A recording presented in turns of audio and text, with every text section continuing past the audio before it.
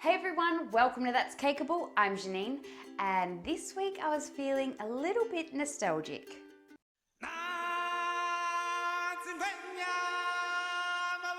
Oh yes, we all know what we're in for when we hear that opening theme.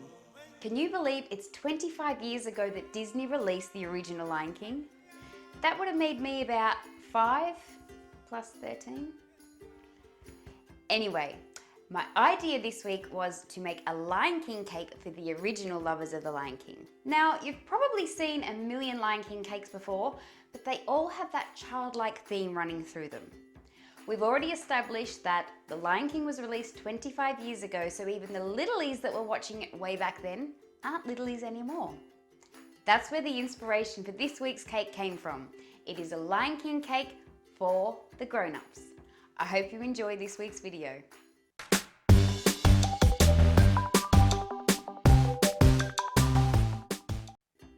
So to make this cake, I used 6-inch square chocolate cakes and I filled them with a hazelnut and chocolate ganache.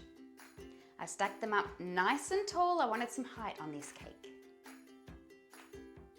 Then I went in and I did a rough crumb coat with some dark chocolate ganache. I then placed my square board on top as a guide to make sure that my edges were nice and straight. If you want to see how I use a top board and a base board to ganache my cakes, just check out my videos here. Right now, it doesn't look so pretty, but I'm going to go in with another few coats of ganache and finish it up. Now I get a lot of questions about how I get the edges of my square cakes so sharp. I wish I could tell you the easy way, but to me, there is no easy way. I just use a combination of a couple of different scrapers. In this case, I've used acrylic scrapers and I've used stainless steel scrapers. And I guess my one tip is that you should go back in and fill any holes as you go. Don't drag your ganache, so let it set in between coats. And for a final finish, I like dipping my stainless steel scraper into a hot water bath and doing a final once over, and it gives it a nice finish at the end. I then take off my top board and now it's on to leveling the top of the cake. Once again, I'm using my stainless steel scraper and a stainless steel ruler, and I heat them also to make sure that they are nice and warm and the ganache doesn't drag along the cake. Always getting down at head level, like the level with the cake, to check that I'm nice and even, or reasonably so. And then once I've let it set a little bit, I come back in with another fine scraper, make sure that our top's all level and we are ready to go. I set the cake aside to let it firm up, preferably overnight. Now I'm taking some measurements of my cake. I took measurements of the top of the cake and of the sides of the cake, and now I'm making some fondant panels. I'm going to panel this cake. So I roll out some white fondant and I cut them all to the right size, the same as the top of the cake and the sides of the cake. 4 panels of course for the side and 1 for the top. Now I found this image on the internet which I absolutely fell in love with, so I printed it off to the size I wanted and I placed some acetate over the top, traced the image onto the acetate, and then took my X-Acto blade and just went around the outside. This essentially gives us a stencil to use.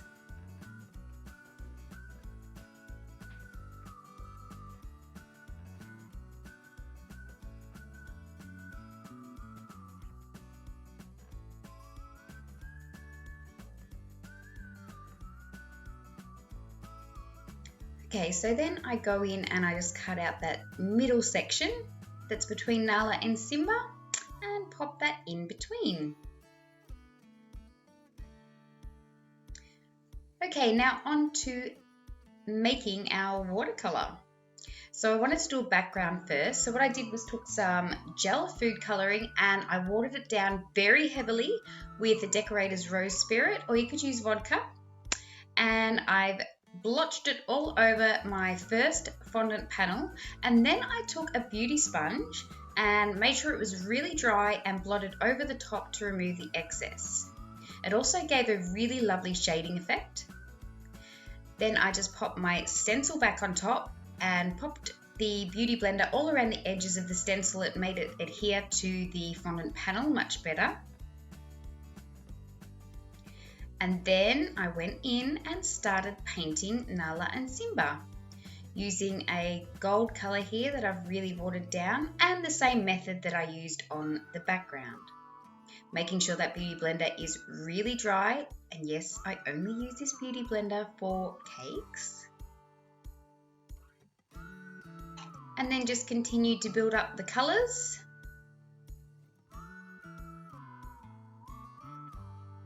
Until you're happy with the result. Now you are going to have some bleeding. It's just inevitable using watercolors with stencils, but I've just taken a darker color, gone around the edges and started defining those edges.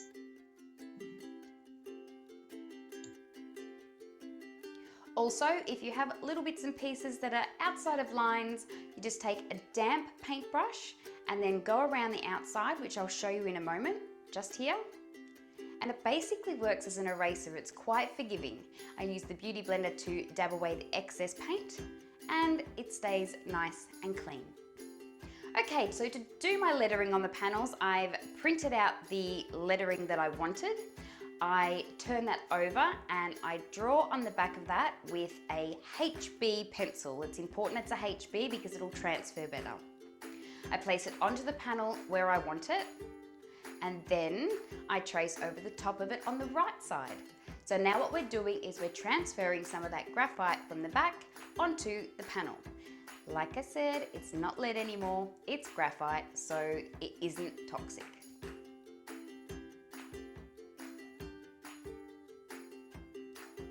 This is the tough part.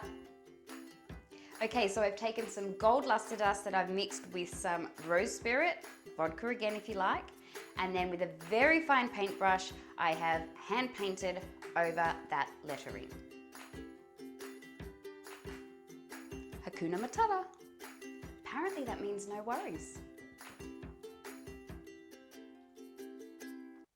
Okay, so I wanted to do like a sugar piece on top, not so much a sugar sail, I just wanted something like an abstracty sort of piece. So using my gloves, of course, this is some sugar that I'd already taken to a hard ball point, and I've melted it back down, added some orange gel food color, and then I poured it onto a silicone mat and swirled it around to make it thinner. Waited for it to dry a little bit. Be careful, it's hot. You'll end up with 3rd degree burns, and I don't want that on my conscience. And then I just manipulate it in my hand, making a point at the base so there's somewhere to put it into the cake. If there's parts you don't like, you can use a blowtorch and melt them down a little bit to manipulate some more. But just be very careful because it is fragile. Okay, so now we're going to add our panels to the cake. I do this by putting a little bit of chocolate ganache on the top there. I place my top panel on, and then I take a very sharp blade and cut off the excess from the edges. You need to do the same thing when you add your side panels. Now don't worry too much if you've got some gaps between your panels. The way that I've designed this cake, it's not going to matter too much, and you'll see why very soon. Now add them gently because they are very, very fragile, especially once they've dried, as much as mine dried. And once you've added the side panels, go ahead and cut off the excess from them also. And at the top.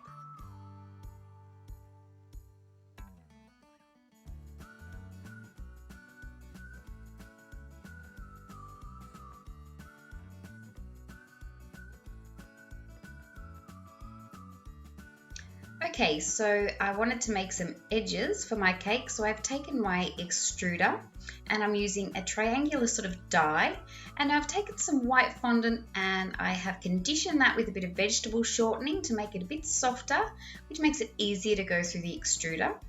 I extruded a length of fondant and then straightened it a bit with my fondant smoother. And you see the gap there that I was talking about? Well, that's what we're about to cover up. So just with a little bit of water, and then I've measured how much fondant I need per corner. I cut off that length and I pop it onto all of the corners and all around the top edges. I'm using my fondant smoother here also to straighten up the edges. Fondant smoothers, another one of those multi-purpose tools. Now I know you can't see it properly here, but I found an amazing lion ring that I never actually wear, but I saw it and I thought that would make a brilliant mold. So I bought it and made a mold out of it, and you will see the finished result in a moment once I've actually painted them. I popped 4 of those molded lion's heads on, one on each corner at the top of the cake. And then using the same color that I did the lettering in on the panels, I painted them all gold. They just look so cool.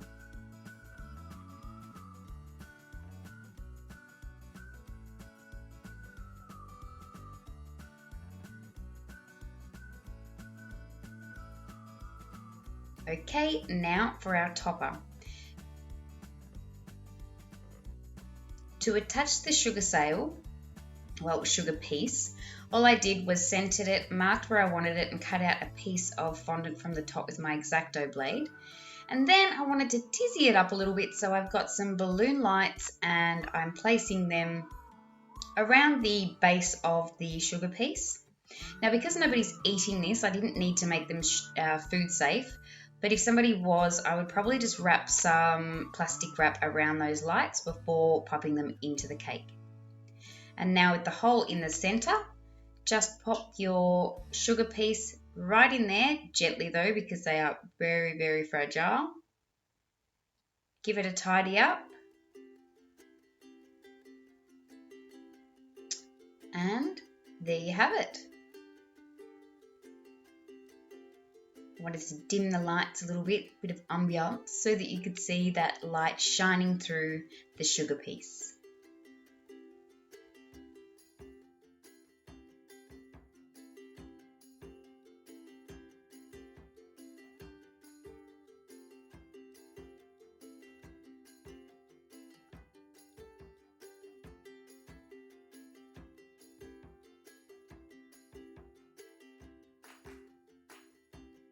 So there it is, and there it is, my Lion King cake for the grown-ups.